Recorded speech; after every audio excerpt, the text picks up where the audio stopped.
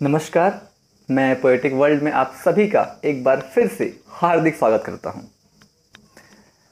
और इस बार की जो कविता है वो फिर से रश्मिरथी के काव्य ग्रंथ से ही है। इसे काव्य ग्रंथ इसलिए मैं कह रहा हूं क्योंकि वाकई पढ़ के इसे ऐसा लगता है कि वाकई इसका हर एक पंक्ति एक ग्रंथ के समान है। वैसे तो एक खंड काव्य है, लेकिन मैं इसे काव्य ग्रंथ कहना पसंद करता हूँ। तो चलिए हम चलते हैं अपनी कविता की तरफ। शीतल विरल एक कानन शोभित अधितका के ऊपर, कहीं उत्स प्रशस्त वर्ण चमकते झरते, कहीं शुभ निर्झर। जहाँ भूमि समतल सुंदर है, नहीं दिखते हैं पाहन, हरियाली के बीच खड़ा है विस्तृत एक उटज पावन। आस पास कुछ कटे हुए पीले धनखेत सुहाते हैं, आस पास कुछ कटे हुए पीले धनखेत सुहाते हैं। शशक मूस गिलहरी कबूतर घूम घूम कर खाते हैं। कुछ तंद्रिल अलसित बैठे हैं, कुछ करते शिशुका लेहन, कुछ खाते शाकल्य दिखते बड़े तुष्ट सारे गोधन। हवन अग्नि बुझ चुकी गंध से वायु अभी परमाती है, भीन भीन महक प्राण में मादकता पहुँचाती है।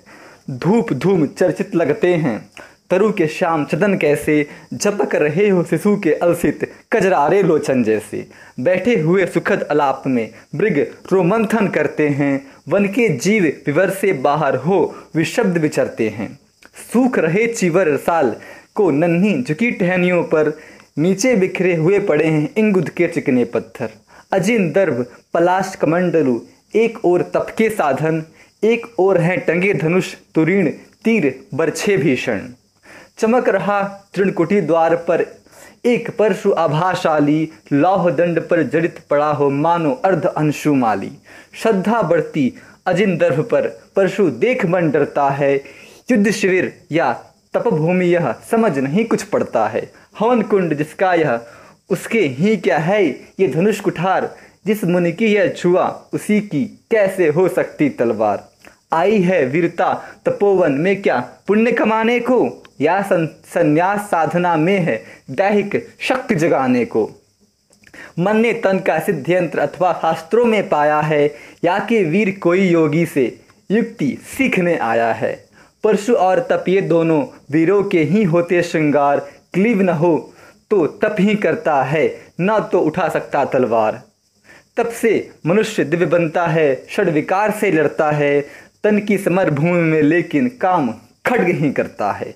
किंतु कौन नर तपोनिष्ठ है यहाँ धनुष धरने वाला, एक साथ यज्ञाग्नि और असी की पूजा करने वाला। कहता है इतिहास जगत में हुआ एक ही नर ऐसा, रण में कुटिल काल समक्रोधी तर में तप में महासूर्य जैसा। मुख में वेद पीठ पर तरकश, कर में कठिन कुठार विमल, शाप और शर दोनों ही थे जिस महान ऋषिकेश अम्बल। यह कुटीर है उसी मुनि महामुनि परशुराम बलशाली का, भृगु के परम पुनीत वंशधर वीर व्रत प्रणपाली का। हाँ यही कर्ण की जांघों पर अपना मस्तक धरकर सोए हैं तरवर के नीचे आश्रम से किंचित हटकर। पत्तों से छन छन कर मीठी धूप माघ की आती है, पड़ती मुनि की थकी देह पर और थकान मिटाती है। कर्ण मुग्ध हो भक्तिभाव में मग्न हुआ सा जाता है, कभी चटा पर हाथ फेरता कभी पीठ सहलाता है। चढ़े नहीं सीटिया बदन पर, पड़े नहीं तृणपात कहीं, कर्ण सजग है उठ जाए गुरुवर की कच्ची नींद कहीं। वृद्ध देह तप से कृष्काया उस पर आयुध संचालन, हाय पड़ा श्रमभार देव पर असमय यह मेरे कारण। किंतु वृद्ध होने पर भी अंगों में है क्षमता कितनी, और रात दिन मुझ पर दिखलाते रहते ममता कितनी। कहते हैं ओवस पुष्टिकर भोग न तुझे दिखाएगा, मेरे शिक्षण की कठोरता को कैसे सह पाएगा। अनुगामी यदि बना कहीं तू खान पान में भी मेरा, सूख जाएगा लहू बचेगा हड्डी भर ढांचा तेरा। जरा सोच कितनी कठोरता से मैं तुझे चलाता हूँ, और नहीं तो एक पाँव दिन भर में रक्त जलाता हूँ। इसकी पूर्ति कहाँ से होगी बना अगर तू सन्यासी, इस प्रकार से चबा जाएगी तुझे भूख सत्यानाशी। पत्थर सी हो मांसपेशियाँ लोहे से भुजदंड भय, नस नस में हो लहर आग की तभी जवानी पाती जाए। विप्र हुआ तो क्या रखेगा रोक अभी से खाने पर, कर लेना घनघोर तपस्या वै चतुर्थ के आने पर। ब्राह्मण का है धर्म त्याग, पर क्या बालक भी त्यागी हो? जन्म सात शिलोच्छवित्ति के ही क्या वे अनुरागी हो? क्या विचित्र रचना समाज की, गिरा ज्ञान ब्राह्मण घर में, मोती बरसा वैश्य वैष्म में, पड़ा खड्ग क्षत्रिय कर में। खड्ग बड़ा उद्धत होता है, उद्धत होते हैं राजे, इसीलिए तो सदा बजाते रहते ये रण के बाजे।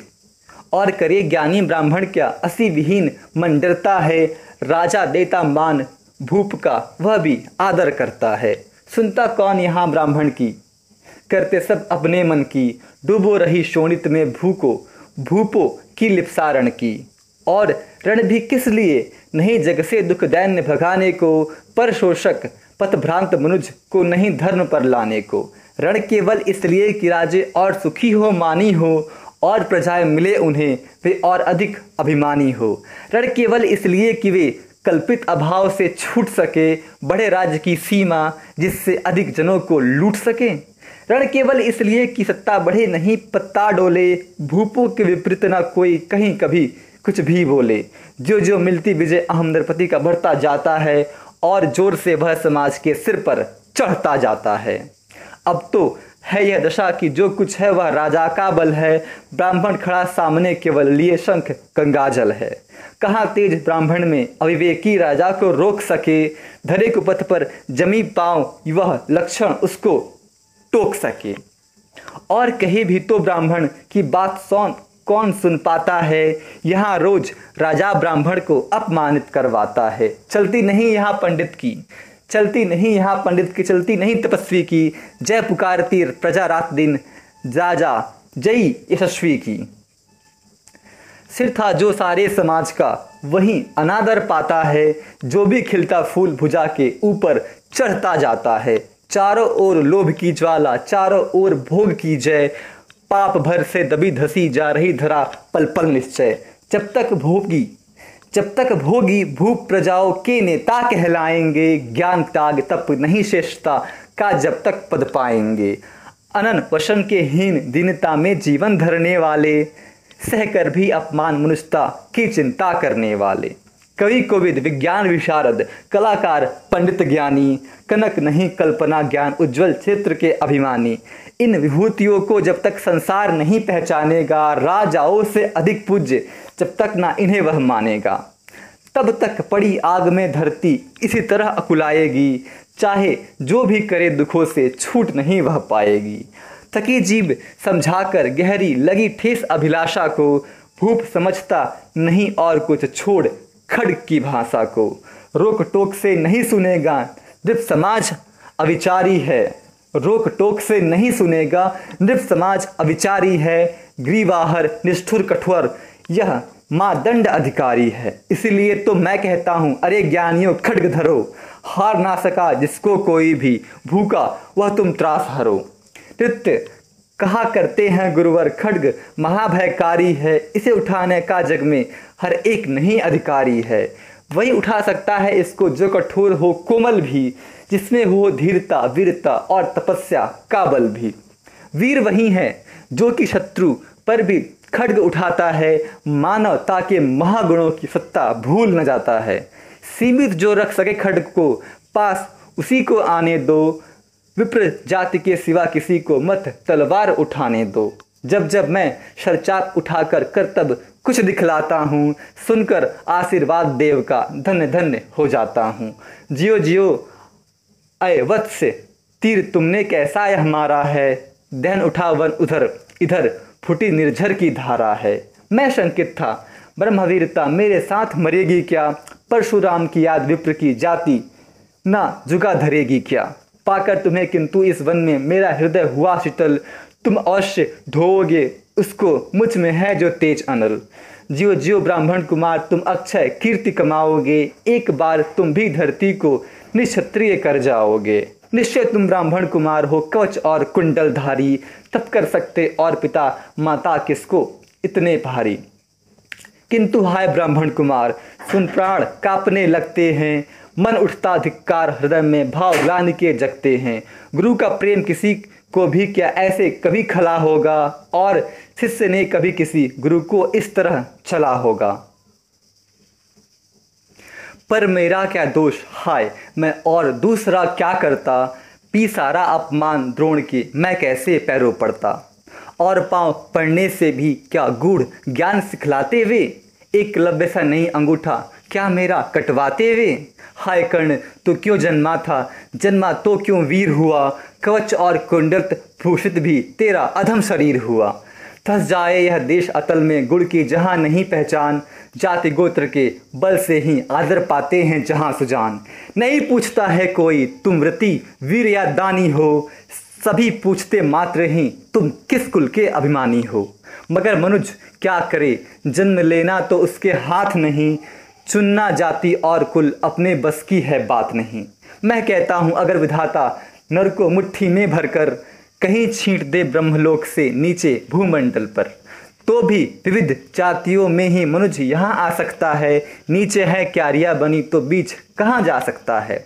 कौन जन्म लेता किस कुल में, कौन जन्म लेता किस कुल में, आकस्मिक है ये बात यही, छोटे कुल पर किंतु यहाँ होते तब भी कितने आघात। हाय जाति छोटी है फिर भी सारे गुण हमारे पास, जाति बड़ी तो बड़े बने वे लाख रहे चाहे खोटे। गुरु को लिए कर्ण चिंतन में था जब मग्न अचट बैठा, तभी एक विकसित कहीं से आसन के नीचे बैठा। वज्रदंड वह लगा कर्ण के अरु को कुतर कुतर खाने, और बनाकर छिद्र मांस में मंद मंद भीतर जाने।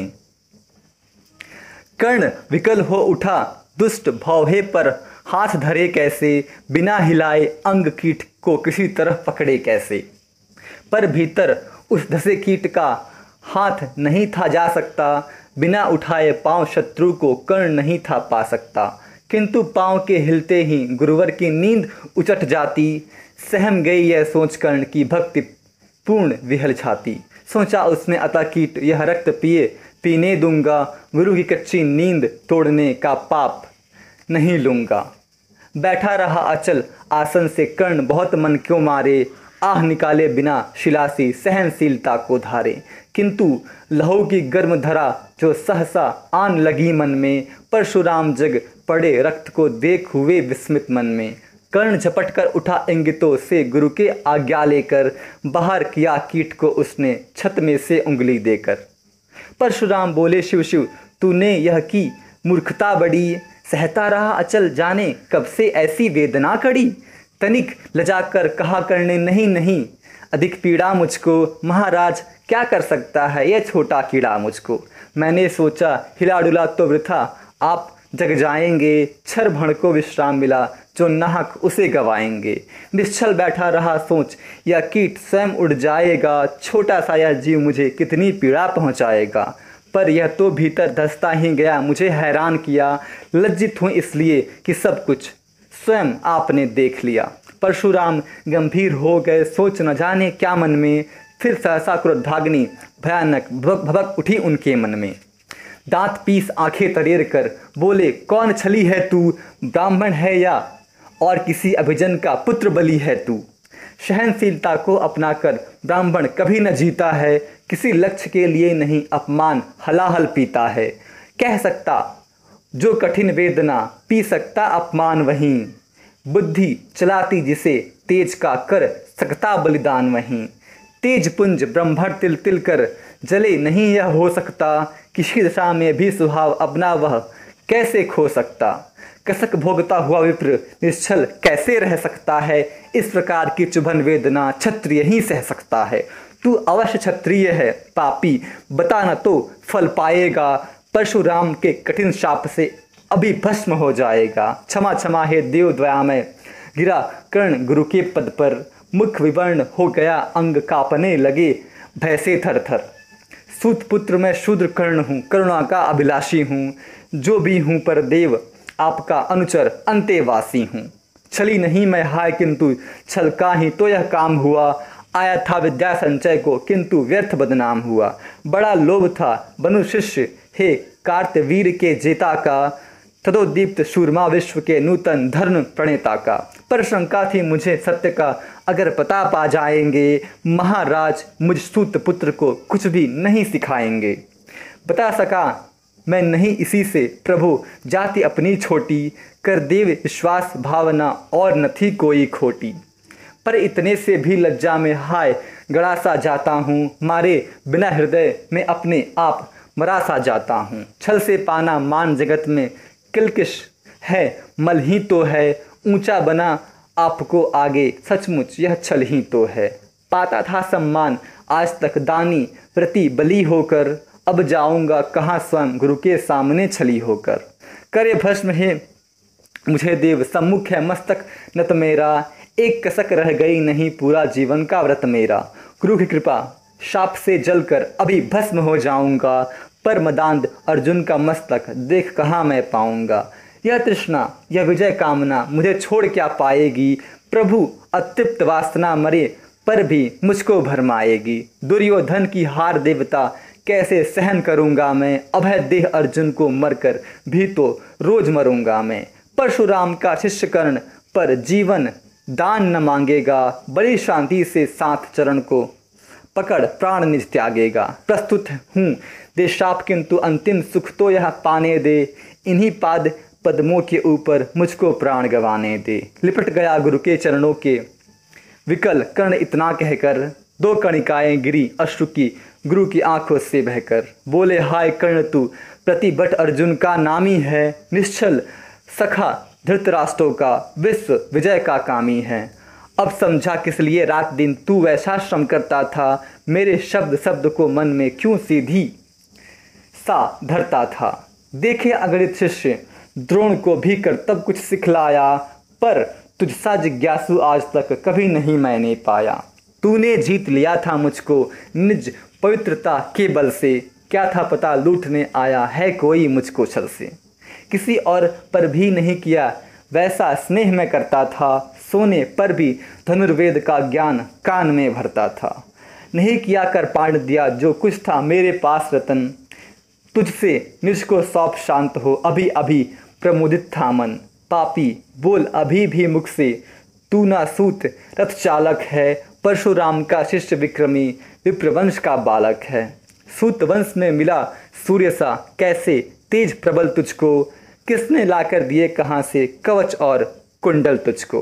सूत सा रखा जिसे उसको कैसे कठोर हो मारूं मैं, चलते हुए क्रोध की ज्वाला लेकिन कहाँ उतारूं मैं। पद पर बोला कर्ण दिया था जिसको आंखों का पानी, करना होगा ग्रहण उसी को अनल आज है गुरुदानी। बरसाइए अनल आंखों से सिर पर उसे संभालूंगा, दंड भोग जलकर मुनिसत्तम छल का पाप छुड़ा लूंगा। परशुराम ने कहा कर्ण तू बोध नहीं मुझको ऐसे, मुझे पता क्या सता रहा है तुझको असमंजस कैसे। पर तूने छल किया दंड उसका अवश्य ही पाएगा, परशुराम का क्रोध भयानक निष्फल कभी न जाएगा। मान लिया था पुत्र इसी से प्राण दान दे देता हूँ, पर अपनी विद्या का अंतिम चरम तेज हर लेता हूँ। सिखलाया ब्राह्मण तुझे जो काम नहीं वह आएगा, है यह मेरा शाप समय पर उसे भूल तू जाएगा। कर्ण विकल हो खड़ा हुआ कह हाय किया यह क्या गुरुवर, दिया शाप अत्यंत निरादुण लिया नहीं जीवन क्यों हर। वर्षों की साधना साथ ही प्राण नहीं क्यों लेते हैं, अब किस सुख के लिए मुझे धरती पर जीने देते हैं। परशुराम ने कहा कर्ण यह शाप अटल है सहन करो, जो कुछ मैंने कहा उसे सिर पर ले सादर वहन करो। इस महेंद्र गिरि पर तुमने कुछ थोड़ा नहीं कमाया है, मेरा संचित निखिल ज्ञान तूने मुझ में ही पाया है। रहा नहीं ब्राह्मण एक इससे क्या आता जाता है, एक शस्त्र बल से ना वीर कोई सब दिन कहलाता है। नई कला नूतन रचनाएं नई सूझ नूतन साधना, नए भाव नूतन उमंग से वीर बने रहते नूतन। तुम तो स्वयं दीप्त पुरुष हो कवच और कुंडलधारी, इनके रहते तुम्हें जीत पाएगा कौन सुकट भारी। अच्छा लो वर भी विश्व में तुम महान कहलाओगे, भारत का इतिहास कीर्ति से और धवल कर जाओगे। अब जाओ लो विदा बत्स कुछ कड़ा करो अपने मन को, रहने देते नहीं यहाँ पर हम अभिशप्त किसी जन को। हाय छीनना पड़ा मुझी को, दिया हुआ अपना ही धन। सोच सोच यह बहुत विकल हो रहा, नहीं जाने क्यों मन। व्रत का पर निर्वाह कभी ऐसे भी करना होता है, इस कर से जो दिया उसे उस कर से हरना होता है। अब जाओ तुम कर्ण, कृपा करके मुझको निस्संग करो, देखो मत यूँ सजल दृष्टि से, व्रत मेरा मत भंग करो। आह बुद्धि कहती है कि ठीक था जो कुछ किया, परंतु हृदय मुझसे कर विद्रोह तुम्हारी मना रहा, जाने क्यों जय। अनायास गुणशील तुम्हारे मन में उठते आते हैं, भीतर किसी अश्रु गंगा में मुझे बोर नहलाते हैं। जाओ जाओ कर्ण, मुझे बिल्कुल असंग हो जाने दो, बैठ किसी एकांत कुंज में मन को स्वस्थ बनाने दो। भय है तुम्हें निराश देखकर, छाती कहीं न फट जाए, फिरा न लूं अभिशाप पिघल कर, वाणी कहीं उलट जाए। इस प्रकार कह परशुराम ने फिरा लिया अपना आनन अपना, जहाँ मिला था वहीं कर्ण का बिखर गया प्यारा सपना। छूकर उनका चरण कर्ण ने अर्ध अश्रु का दान किया, और उन्हें जी भर निहार कर मंद मंद प्रस्थान किया। परशुधर के चरण की धूलि लेकर, उन्हें अपने हृदय की भक्ति देकर, निराश्य विकल टूटा हुआ सा, किसी गिरी श्रृंग से छूटा हुआ सा, चला खोया हुआ सा कर्ण मन में, कि जैसे चांद चलता हो गहन में।